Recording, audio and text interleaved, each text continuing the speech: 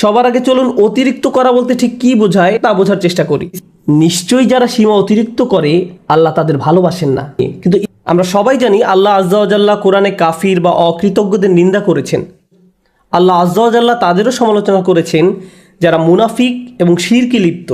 কিন্তু কোরআনে ব্যাপকভাবে আলোচিত আরেকটি দল সম্পর্কে আমরা তেমন কোনো কথা বলি না, তারা হলো মুসরিফিন। প্রসঙ্গত আপনাদের অবগতির জন্য বলছি, সহজ কথায় মুসরিফিন হলো যারা সীমার অতিরিক্ত, প্রয়োজন অতিরিক্ত বা মাত্রাতিরিক্ত কিছু করে। ফেরাউনের জন্য এই পরিভাষাটি ব্যবহার করা হয়েছিল। কোরআনে বলা হয়েছে ওয়া আন্নাল মুসরিফিন হুম আসহাবুন নার, এবং সীমা লঙ্ঘনকারীরাই জাহান্নামী। তাই এটা আসলেই কঠিন একটা শব্দ। যারা অতিরিক্ত করে, মাত্রাতিরিক্ত করে, আর বেশি বা অতিরিক্ত করার বিভিন্ন পর্যায়ে রয়েছে। আল্লাহ তাআলা কোরআনে একজন নবীর উদ্ধৃতি দিয়েছেন যখন তিনি তার সম্প্রদায়কে উদ্দেশ্য করে বলছিলেন ওয়ালা তুতিউ আমরাল মুসরিফিন, এবং তোমরা সীমা লঙ্ঘনকারীদের নির্দেশের আনুগত্য করো না। সুতরাং দেখা যাচ্ছে সীমার অতিরিক্ত করা একটা ঘৃণিত খারাপ গুণ, আর বিষয়টা উপলব্ধি করা গুরুত্বপূর্ণ। আল্লাহ আজ্জা ওয়া জাল্লা আকাশের বর্ণনা দিতে গিয়ে বলেছেন আস-সামা রাফাআহা ওয়া ওয়াদাআল মিজান, অর্থাৎ তিনি আকাশকে সমুন্নত করেছেন আর তাতে তিনি পাল্লা স্থাপন করেছেন, ভারসাম্য স্থাপন করেছেন।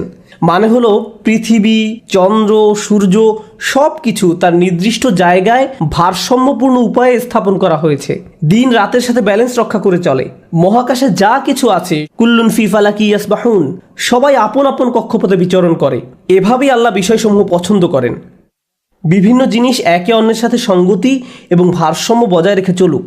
সূরা আর রহমানে আল্লাহ এই ব্যাপারটি বর্ণনা করার পর আরও যোগ করেন আল্লাহ তাতাগাউ ফিল মিজান, যাতে তোমরা ভারসাম্য লঙ্ঘন না করো, যাতে তোমরা ভারসাম্য রক্ষা করে চলো এবং কোনো কিছু সীমার অতিরিক্ত বা মাত্রাতিরিক্ত না করো। মহাকাশের সব কিছু ঠিক যেমন একটা ভারসাম্য এবং সমন্বয় বজায় রেখে চলছে, আমাদেরও সব কিছুতে ভারসাম্য বজায় রেখে চলা উচিত। আমাদের ব্যবসা বাণিজ্য, আমাদের চলাফেরা, চিন্তা পদ্ধতি সব কিছুতে ভারসাম্য রক্ষা করে চলা উচিত। সবার আগে চলুন অতিরিক্ত করা বলতে ঠিক কি বোঝায় তা বোঝার চেষ্টা করি। ইসরাফ শব্দের সাধারণ অর্থ হলো প্রয়োজনের অতিরিক্ত করা, মাত্রাতিরিক্ত করা। একটা উদাহরণ দিচ্ছি।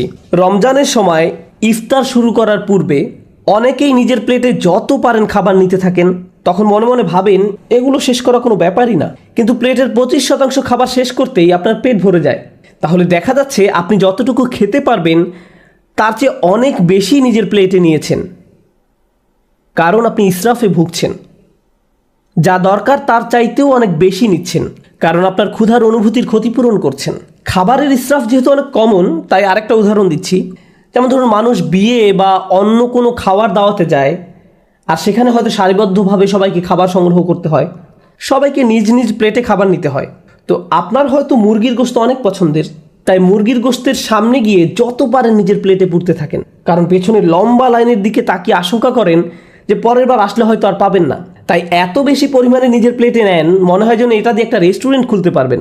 আপনি এমনটা করেন কারণ আপনি তখন ইসরাফে ভুগছেন। আপনি সবটা খেতে পারবেন না, তবুও অনেক বেশি আপনার প্লেটে নিয়েছেন। ইসরাফ শুধু প্লেটে অতিরিক্ত খাবার নেয়ার নামই নয়, বরং বেশি খাওয়াটাও ইসরাফ। আপনার পেট ইতিমধ্যেই ভরে গেছে, আপনি তবুও খাচ্ছেন। আপনি সারাক্ষণ কিছু না কিছু চাবাচ্ছেন, শুধু ভোগের উপরে আছেন। খাবারের ক্ষেত্রে আপনার যেটা খাওয়া উচিত নয় সেটা অনেক বেশি পরিমাণে ভক্ষণ করাটাও ইসরাফ। হ্যাঁ, শরীর ঠিকভাবে কাজ করার জন্য চিনি দরকার, শর্করা দরকার, কিন্তু সব কিছু একটা সহনীয় মাত্রায় থাকতে হবে। এখন আপনি যদি সারাক্ষণ চকলেট বা মিষ্টি জাতীয় খাবার খেতে থাকেন, ঠিক প্রকৃতিতে যেমন ভারসাম্য রয়েছে, ঠিক তেমনি আপনি যদি খাবারের ভারসাম্য বিনষ্ট করেন, একটার চেয়ে অন্যটা বেশি পরিমাণে খান, আপনার শরীরে এর বিরূপ প্রতিক্রিয়া দেখা দিবে। এই প্রতিক্রিয়া হয়তো এখন দেখা যাচ্ছে না, কিন্তু 1 দশক পরে হার্টের সমস্যা, ডায়াবেটিসের জন্য ডাক্তারের শরণাপন্ন হতে হচ্ছে, কারণ আপনি ইসরাফে ভুগছিলেন। তাহলে দেখা যাচ্ছে ইসরাফ একজন মানুষের জীবনে বহু খারাপ পরিণতি নিয়ে আসে। আমি খাবারের উদাহরণ দিয়ে শুরু করেছি, কিন্তু ইসরাফ খরচ করার ক্ষেত্রেও হতে পারে। আপনি মার্কেটে গিয়েছেন একটা ব্যাগ কিনতে, কিন্তু নিয়ে এসেছেন 3টি ব্যাগ, কারণ 3টা ব্যাগের কালারই খুব সুন্দর। অথবা দোকানে গিয়েছেন শুধু ডিম কেনার জন্য, কিন্তু বাজার শেষে দেখেন $200 খরচ করে ফেলেছেন, কারণ যা সামনে পড়েছে সব ঝুড়িতে পড়েছেন। এটাও ইসরাফ। আপনার দরকার ছিল না, কিন্তু ভেবেছেন এখন দরকার নেই, পরে হয়তো লাগবে। ওইটা দরকার হতে পারে, এটা দরকার হতে পারে। এভাবে নিজেকে বুঝিয়েছেন আপনার এগুলো দরকার। এই কারণে কিছু মানুষ জিনিসপত্র অতিরিক্ত জমানোর সমস্যায় ভোগেন। তাদের এত জামা কাপড় যে ওয়ারড্রোবে জায়গা হয় না। তাদের আলমারি 1987 সাল থেকে জমানো কাপড়ে পূর্ণ হয়ে আছে। মানুষ এভাবে অপ্রয়োজনীয় জিনিসপত্র সংগ্রহ করে রাখে, যেটা আসলে সে ব্যবহার করে না, কাজে লাগায় না। এটাও এক ধরনের ইসরাফ। আপনি বাসায় গেলে নিজেই বলতে পারবেন জিনিসপত্র জমিয়ে রাখার সমস্যায় ভুগছেন কিনা। যদি দেখেন এখানে সেখানে ছোটোখাটো জিনিসপত্র পড়ে আছে, বুঝতে পারছেন না কোথায় রাখবেন, জানেনও না এটা আসলে কোন কাজে লাগে, মনে মনে ভাবেন এটা আসলে কি কাজে লাগে, এরকম যদি অনেক থাকে, সম্ভবত আপনি ইসরাফে ভুগছেন। তো জমিয়ে রাখা আর অতিরিক্ত চাওয়া একজন মানুষের জীবনে সত্যিকারের সমস্যা হিসেবে দেখা দিতে পারে। খাওয়া এবং জমিয়ে রাখার অভ্যাস ছাড়াও ইসরাফ হতে পারে বিনোদনের ক্ষেত্রে। সবারই মাঝে মাঝে একটু রিল্যাক্স দরকার পড়ে। সোশ্যাল মিডিয়ায় কিছু একটা দেখা, কোথাও ঘুরতে যাওয়া বা কিছুক্ষণ খেলাধুলা করার মাধ্যমে একটু বিরতি নিতে পারেন, এটা সমস্যা না। কিন্তু কিছু কিছু মানুষের জন্য তার গোটা জীবনটাই যেন একটা বিরতি। ঘুম থেকে উঠেই বিনোদন করা শুরু করে, ঘুমোতে যাওয়ার সময়ও বিনোদন করে, একটার পর একটা জিনিস ক্লিক করতে থাকে, এভাবে ঘন্টার পর ঘন্টা পার হয়ে যায়। এটাও এক ধরনের ইসরাফ। কারোর সাথে বসবাস করা ঠিক আছে, কিন্তু হোয়াটসঅ্যাপে যদি আপনার বসবাস হয়ে থাকে তাহলে সেটা তো সমস্যা। সুতরাং সব কিছুর একটা ভারসাম্য যেমন আছে, ঠিক তেমনি অতিরিক্ত করে ফেলার ঝুঁকিও আছে। আর কোনো কিছুতে অতিরিক্ত ডুবে থাকা আসলেই সমস্যাজনক। আল্লাহ আযজা ওয়া জাল্লা এক জায়গায় সবচেয়ে কম ধমকের সুরে বলছেন, ইন্নাল্লাহা লা ইউহিব্বুল মুসরিফিন, নিশ্চয়ই যারা সীমা অতিরিক্ত করে আল্লাহ তাদের ভালোবাসেন না।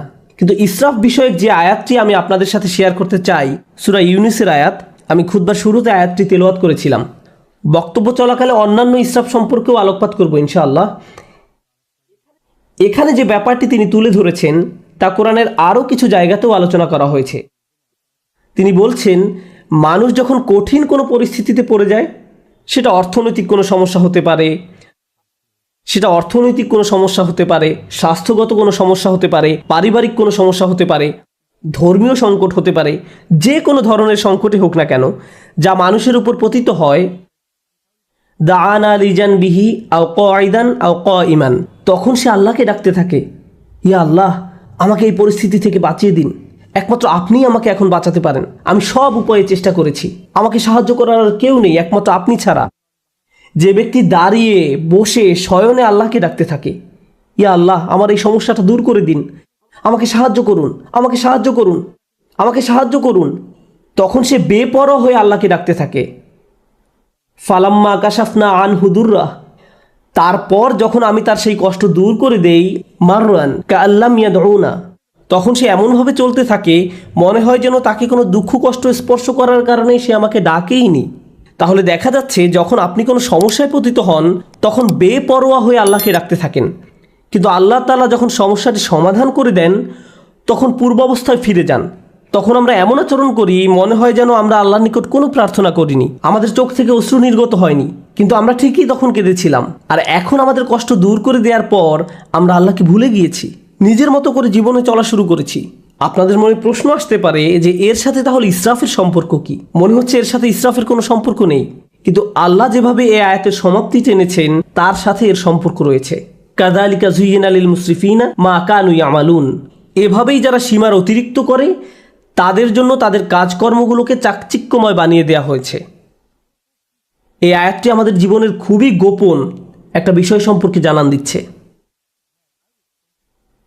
আপনি যদি অমিতব্যয়িতার জিন্দেগি যাপন করেন, সেটা টাকার ক্ষেত্রে হতে পারে, এমন কাজে টাকা ব্যয় করা যেখানে ব্যয় করা উচিত নয়, মাত্রাতিরিক্ত বিনোদন যা সম্পর্কে একটু আগে বলেছি, অতিরিক্ত সামাজিকতা, অর্থাৎ আপনি সব সময় কারো না কারোর সাথে আড্ডা দিয়ে থাকেন, সব সময় বাইরে ঘুরতে যান, বন্ধুদের সাথে মৌজমাস্তি করতে থাকেন, সব সময় মানুষের সাথে কথা বলে সময় কাটান, ফলে ইবাদত করার যথেষ্ট সময় পান না। আপনি যাই করেন না কেন মাত্রাতিরিক্ত করেন। আপনার জীবনযাপন পদ্ধতি যদি এরকম হয়ে থাকে তাহলে সব সময় বিভিন্ন রকমের সমস্যায় পতিত হবেন, আপনার উপর বিভিন্ন কষ্ট আপতিত হবে।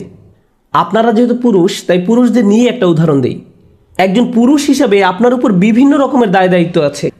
আপনার বাবা মায়ের প্রতি দায় দায়িত্ব আছে, ভাই বোনের প্রতি দায়িত্ব রয়েছে, আপনার স্ত্রীর প্রতি দায়িত্ব রয়েছে, আপনার সন্তান সন্ততির উপর দায়িত্ব রয়েছে, তার উপর রয়েছে ধর্মীয় দায় দায়িত্ব, চাকরির দায় দায়িত্ব, অর্থনৈতিক দায় দায়িত্ব, বন্ধু বান্ধবের খোঁজ খবর নেয়া, নিজের শরীর ঠিক রাখা সহ নানান রকমের ব্যাপার চারিদিক থেকে প্রতিনিয়ত আপনাকে টানছে। এখন কেউ যদি সিদ্ধান্ত নেয় যে সে সব কিছু ভুলে শুধু তার স্বাস্থ্যের উন্নতি নিয়ে পড়ে থাকবে, পাল্লাটা এখন একদিকে নামিয়ে দিয়েছে। সে হয়তো ভালো স্বাস্থ্য অর্জন করবে ঠিকই, কিন্তু জীবনের অন্যান্য ব্যাপারগুলো তার জন্য নানান রকম সমস্যা বয়ে নিয়ে আসবে। অথবা কেউ বলল আমি শুধু আমার সন্তানদের যত্ন নিব, বাবা মায়ের কথা ভুলে যাব। তাদের কথা ভুলে যান, তাহলেও আপনার জীবনে বহু সমস্যা দেখা দিবে। তাই আমরা যদি একটা ব্যাপারের কুরবানি দিয়ে অন্য ব্যাপারগুলো নিয়ে পড়ে থাকি, সব সময় কিছু না কিছু থাকবে যা আপনার মনোযোগের দাবি জানাবে, যার ভারসাম্য রক্ষা করা প্রয়োজন। প্রতিবার যখন আমরা একটা কিছু অতিরিক্ত পরিমাণে করি, এর মাধ্যমে আমরা আসলে অন্য আরেকটা ব্যাপারকে অগ্রাহ্য করি, বঞ্চিত করি, কিছু একটার অধিকার আমরা অস্বীকার করি। ফলশ্রুতিতে আমাদের জীবন পথে নানান রকম সমস্যা এসে জড়ো হয়।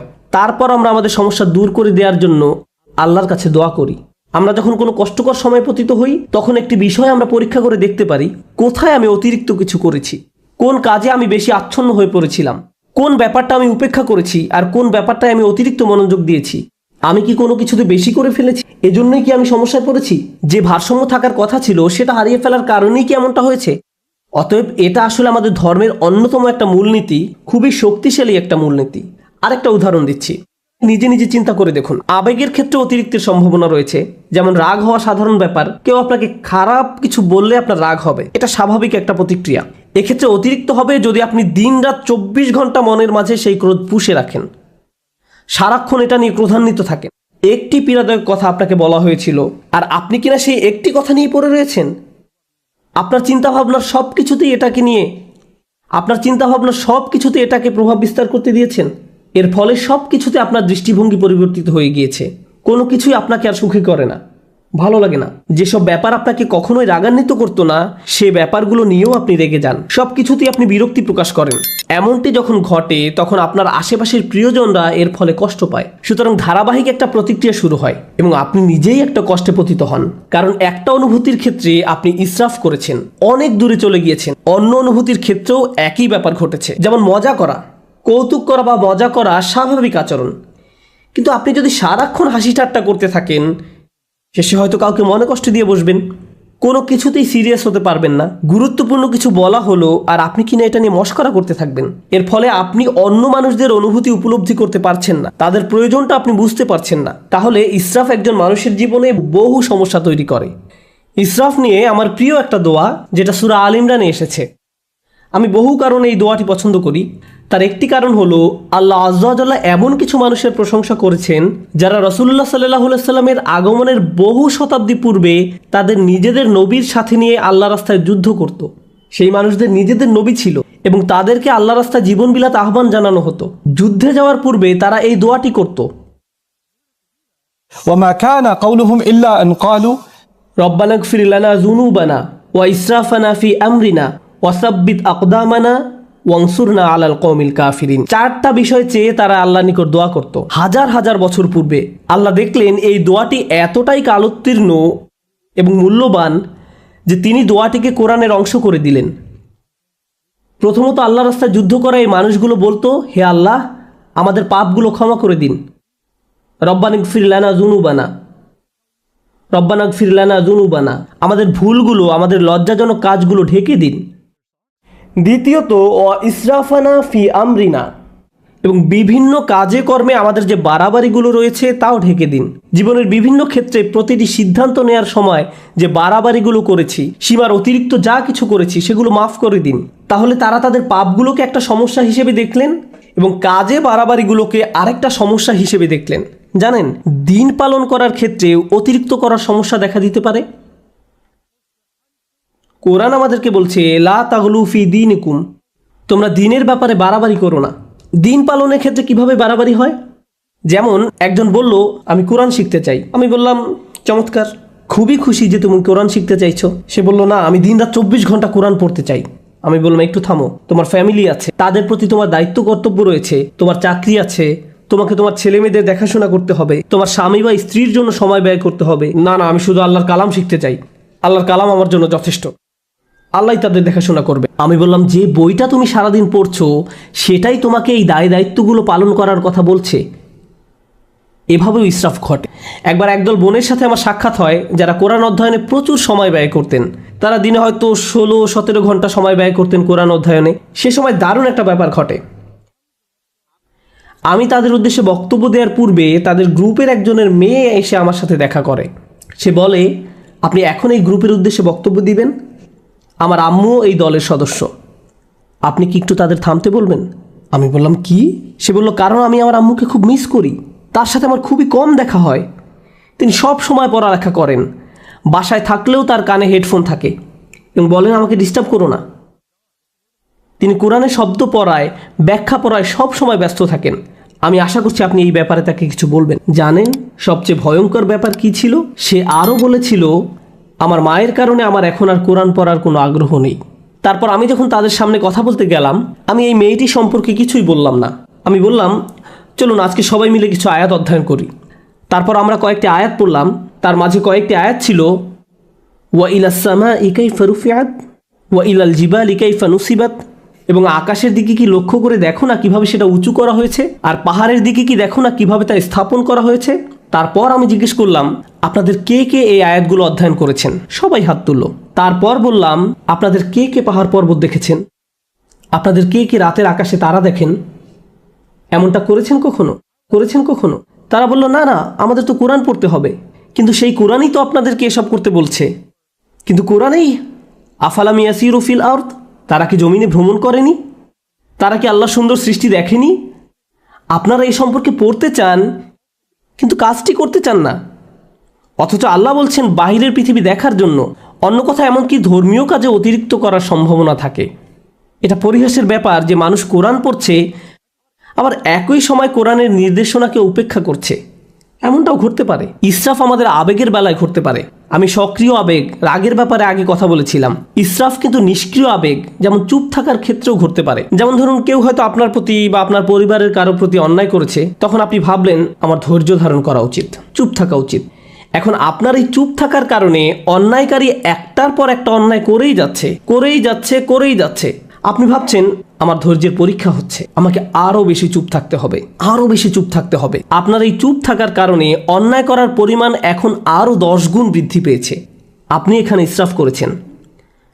আপনার চিৎকার চেঁচামেচি করার দরকার নেই, আবার ব্যাপারটা নিয়ে অজ্ঞ থাকারও কথা নয়। আপনার তো অন্তত পক্ষে সত্যটা মুখ দিয়ে বলার দরকার ছিল, কালোকে কালো বলার দরকার ছিল, যা সত্যি তা বলা উচিত ছিল। ওয়াতাওয়াসাউ বিল হক বলতে তো এটাই বোঝায়, তারা একে অন্যকে সত্যের উপদেশ দেয়। বিষয়টা যেমন তাকে তেমনই বলা উচিত ছিল। যদি অন্যায় হয়ে থাকে, অন্যায় বলতে হবে, সরি মা, এটা ঠিক নয়, সরি বাবা, এটা ভুল, সরি আমার স্বামী বা স্ত্রী, তুমি ঠিক কাজ করনি। অন্যায় করলে বলতে হবে। আপনি যদি এই কাজটি না করেন, তাহলে আপনি নিজের বিরুদ্ধে ইসরাফ করলেন বা অন্য কারো বিরুদ্ধে করলেন। তাহলে দেখা যাচ্ছে স্থান, কাল, পাত্র ভেদে ইসরাফ বিভিন্নভাবে প্রকাশ পেতে পারে। আমি আপনাদের সকল ক্ষেত্রের উদাহরণ দিতে পারবো না। আপনাকে আপনার নিজের জীবনের দিকে সতর্ক দৃষ্টি ফেলতে হবে। কোথায় আমি অনেক বেশি করছি আর কোথায় আমি যথেষ্ট পরিমাণ করছি না, কোন জায়গা থেকে আমি ফোকাস কমিয়ে ফেলেছি। এমনকি ভালোবাসার ক্ষেত্রেও ইসরাফ ঘটতে পারে। আপনি কাউকে নিয়ে অতিরিক্ত মাত্রায় আচ্ছন্ন হয়ে পড়েন, অতিরিক্ত পরিমাণ ডুবে থাকেন। মা তার সন্তানের প্রতি মাত্রাতিরিক্ত আসক্ত হয়ে পড়ে। সব সময় সে তার ছেলের চিন্তায় মশগুল থাকে। কি করছে এখন, কি খেয়েছো, ভালোভাবে ঘুমিয়েছো, তুমি কি এখনও অফিসে, বাসায় আসবে কখন, বাসায় আসছো না কেন। সারাক্ষণ ছেলের চিন্তা তাকে ব্যস্ত করে রাখে। কোনো মা যদি এমনটা করে, তাহলে সে তার স্বামীর প্রতি কর্তব্য পালন করতে পারবে না। তাহলে সালাতে যেভাবে তার মনোযোগ রাখার কথা ছিল রাখতে পারবে না। তাহলে সে তার নিজের স্বাস্থ্যের যত্ন নেওয়ারও সময় পাবে না। এক্ষেত্রেও আমরা একই পরিণতি দেখতে পাচ্ছি। আপনি যখন একদিকে মাত্রাতিরিক্ত মনোযোগ দিবেন, তখন অন্য দিকগুলোর ভারসাম্য নষ্ট হবে। আর এই ভারসাম্য ঠিক রাখা সহজ ব্যাপার নয়। এজন্যই এই দোয়ার কথাগুলো আসলেই তাৎপর্যপূর্ণ। প্রথমে আমরা আল্লাহর কাছে আমাদের গুনাহ মাফের জন্য দোয়া করছি, তারপর আমরা দোয়া করছি আমাদের কাজকর্মে বাড়াবাড়িগুলো ঢেকে দেওয়ার জন্য। অন্য কথায়, যখনই আপনি কোনো কিছু মাত্রাতিরিক্ত করে ফেলছেন, নিশ্চয়ই এর ফলে অন্য কিছুর ভারসাম্য বিনষ্ট হয়ে গিয়েছে। ওয়াসাব্বিত আকদামানা, আমাদেরকে দৃঢ় পদ রাখুন, আমাদেরকে অবিচল রাখুন। সাব্বিত আকদামানা, পা সুদৃঢ় করুন। আমরা এখান থেকে কি শিখছি? ইসরাফ কি করে? ইসরাফ আপনার জীবনের ভারসাম্য নষ্ট করে ফেলে। আমরা সূরা ইউনূসের অন্য একটি আয়াত শিখেছি, ইসরাফ আমাদের জীবনে নানা রকম সমস্যা নিয়ে আসে, আর এখানে আমরা শিখছি আমাদের পা দৃঢ় থাকবে না যদি আমাদের জীবনে ইসরাফ থাকে। প্রতিবার যখন কিছু আপনি মাত্রাতিরিক্ত করছেন, জীবনের অন্য কিছু তার গতিপথ হারিয়ে ফেলতে পারে। আপনার জীবনে এখন উদ্বেগ উৎকণ্ঠা দেখা দিয়েছে, আপনি সমন্বয় অনুভব করতে পারছেন না, আপনি আপনার অন্তর দিয়ে তা উপলব্ধি করতে পারেন এবং বাইরে থেকেও সঠিক মনে হয়, কিন্তু সব কিছু যখন ভারসাম্য হারিয়ে ফেলে ঠিকমতো ঘুমাতে পারেন না, মানসিক শান্তি হারিয়ে যায়। আপনার চিন্তাভাবনার দিকে নজর দিলেই বুঝতে পারবেন ইসরাফ করছেন কিনা, শুধু নিজের চিন্তার দিকে নজর দিলেই। যদি আপনার পা দৃঢ় থাকে এবং যে অবস্থায় আছেন সেখানে যদি নিজেকে নিরাপদ অনুভব করেন, এটা আসলে প্রমাণ করে যে আপনার জীবন থেকে ইসরাফ দূর হয়ে গিয়েছে। রব্বানা গফির লানা যুনুবানা ওয়া ইসরাফানা ফি আমরিনা ওয়া সাব্বিত আকদামানা। সবশেষ যেহেতু আপনি আপনার জায়গায় অবিচল আছেন, এজন্য অনসুরনা আলাল কওমিল কাফিরিন, আমাদেরকে কাফেরদের মোকাবেলায় সাহায্য করুন। আল্লাহ মানুষদের প্রার্থনার কথাগুলো বর্ণনা করেছেন। যুদ্ধে যাওয়ার পূর্বে আমাদেরকে শক্তিশালী করে তুলুন। এখানে কিভাবে আপনি শক্তিশালী হয়ে উঠবেন? সবার আগে আল্লাহ আপনাকে ক্ষমা করে দিবেন, তারপর আপনাকে অতিরিক্তের ক্ষতি থেকে বাঁচিয়ে দিবেন। ফলশ্রুতিতে আপনি শক্তিশালী হয়ে উঠবেন, আর তাই এখন আপনি শত্রু মোকাবেলা করার জন্য প্রস্তুত। অনসুরনা আলাল কওমিল কাফিরিন। এভাবে গভীর দৃষ্টিকোণ থেকে চিন্তা করলে আমরা বুঝতে পারবো কিভাবে আমাদের জীবনে ব্যালেন্স রক্ষা করব, কিভাবে আমাদের জীবনে ভারসাম্য ফিরিয়ে আনবো। আল্লাহ আজ্জা ওয়া জাল্লা ইসরাফ সম্পর্কে জিজ্ঞাসা করবেন। আপনাদের কেউ কেউ নিজের ছেলে মেয়েদের ভালোবাসার ক্ষেত্রেও ইসরাফ করেন। আপনি একজনের চেয়ে অন্যজনের প্রতি বেশি ভালোবাসা দেখান। এমনকি আপনি যদি খারাপ ব্যবহার নাও করেন, একজন কাছে আসলে তাকে আদর করে জড়িয়ে ধরেন, চুমু খান, আর অন্যজন কাছে আসলে তাকে দূর থেকে আসসালামু আলাইকুম, তাকে কাছে টেনে নেন না। আপনি তার সাথে খারাপ আচরণ করেননি, কিন্তু তবু এটি ইসরাফ। প্রতিক্রিয়া দেখানোর ক্ষেত্রেও ইসরাফ হতে পারে। একজন বিস্কুট খেলে আপনি তাকে ধমক দিয়ে বলেন, হেই তোমাকে না বিস্কুট খেতে নিষেধ করেছিলাম, আর অন্যজন খেলে তাকে আদর করে বলেন, ও তুমি কেন বিস্কুট খেয়েছো। এখানেও কিছুটা ইসরাফ হয়ে যাচ্ছে। আপনার এমন আচরণ ভবিষ্যতে দুইজনের মাঝে সমস্যা তৈরি করবে। সে আপনার প্রতি ক্রুদ্ধ হবে না, সে রাগ দেখাবে তার ভাইয়ের প্রতি। তারপর আপনি ভাবেন তারা এভাবে মারামারি করে কেন? তারা পরস্পর মারামারি করছে আপনার ইসরাফের কারণে। আপনি এটা তৈরি করেছেন, আপনি এই সমস্যা তৈরি করেছেন। সুতরাং আমি এবং আপনি যেভাবে চলাফেরা করি, যেভাবে মানুষের সাথে আচার ব্যবহার করি, অন্যদের সাথে আবেগের দিক থেকে যেভাবে আচরণ করি, আমাদের মনের অবস্থা কেমন থাকে, এই সবগুলো বিষয় পুনরায় পরীক্ষা করে দেখতে হবে, যেন আমরা ইসরাফ করা মানুষে পরিণত না হই। কারণ আল্লাহ সুবহানাহু ওয়া তাআলা ইসরাফ করা মানুষদেরকে ভালোবাসেন না। এজন্যই আল্লাহ বলছেন, লা তুতিউ আমরাল মুসরিফিন, যারা সীমার অতিরিক্ত করে তাদের সিদ্ধান্তের অনুসরণ করো না। আমরা দোয়া করি আল্লাহ যেন আমাদের সব ধরনের ইসরাফ থেকে দূরে রাখেন এবং আমাদের জীবনের কোন কোন ক্ষেত্রে আমরা ইসরাফ করছি তা যেন শনাক্ত করার তৌফিক দান করেন এবং এর ফলে যেন আমরা একটি ভারসাম্যপূর্ণ জীবনযাপন করতে পারি। আল্লাহ আমাদের সবাইকে যেন দৃঢ়পদ মানুষে পরিণত করেন এবং আমাদের পাপগুলো ক্ষমা করে দেন।